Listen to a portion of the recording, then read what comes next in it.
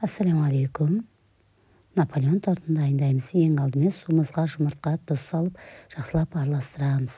Енді салқын сармайды теркадан өткізіп, ұнымыздың үстіне араластырып, қолымызбен үстіне сұйықтығымызды және де уксусты құйып, қамырымызды иілеп, 10 бөлікке бөліп, теңдей тоңазытқышқа 20 минутқа қоямыз. Енді дайын тестімізді пергамент қағазының үстіне жайып, бетін салафанмен жайсаңыздар жақсы жайылады. Енді қалаған формаңызда белгілеп кесіп 180-200 градуста қызарғанша пісіріп аламыз.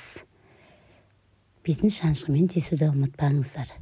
Енді торттың кремін дайындаймыз. Ол үшін секерімізге жұмыртқаны салып, блендермен араласып, үстіне секер, ұн салып, тағы да араластырамыз. Енді сүтімізді жылытып, үстіне жаңағы сұйықтығымыздан құйып, араластырып, сармаймыз салып, қоюланғанша орташа отта араластырамыз. Осымен креміміз дайын болды.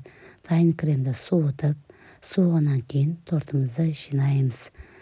Тортымызды ортасына кремімізді жаға отырып жинап, жан-жағына қалған кремімізді жағып, тегістеп, енді торттың үгітіндісін блендермен немесе оқтаумен езіп аламыз.